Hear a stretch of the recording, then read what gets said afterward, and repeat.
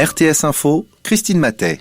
Les personnes vaccinées contre le coronavirus devraient bénéficier d'un allègement des mesures. C'est en tout cas l'avis de la Commission des institutions politiques du Conseil des États qui demande au Conseil fédéral de lever la quarantaine pour ce groupe de personnes dès qu'il sera prouvé que le vaccin empêche aussi la contagion. L'Allemagne fait actuellement face à une troisième vague de l'épidémie, a déclaré la chancelière Angela Merkel aux élus de son parti conservateur. Elle a prévenu que les restrictions sanitaires en vigueur depuis la fin de l'année dernière et déjà prolongées jusqu'au 7 mars devront être levées avec précaution et graduellement. Une première condamnation dans le meurtre d'une journaliste maltaise, c'était en 2017. Un homme soupçonné du meurtre de Daphne Caruana, qui enquêtait sur la corruption à Malte, s'est vu infliger 15 ans de prison aujourd'hui. Ce dossier sordide avait choqué Malte et le reste du monde. La journaliste blogueuse de 53 ans dénonçait la corruption endémique dans cet archipel de la Méditerranée, ancienne colonie britannique, entrée dans l'Union européenne en 2004. Elle avait péri dans un attentat à la voiture piégée.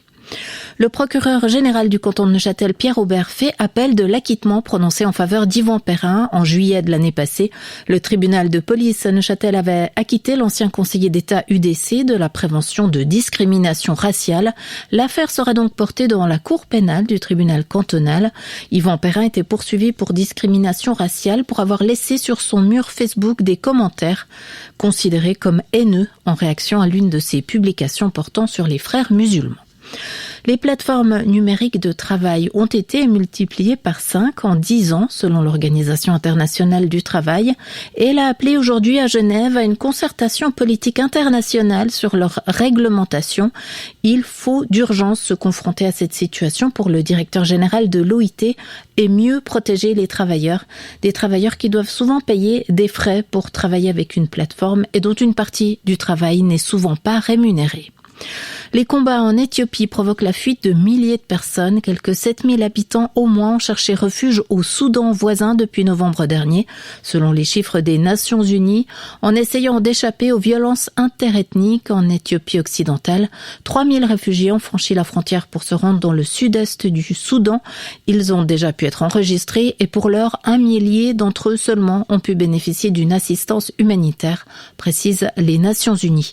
Et la crise dans la région éthiopienne du Tigré, théâtre d'un conflit entre les autorités dissidentes et le pouvoir fédéral, semble hors de contrôle, a averti aujourd'hui le ministre finlandais des Affaires étrangères. Il est de retour d'une mission sur place pour l'Union européenne.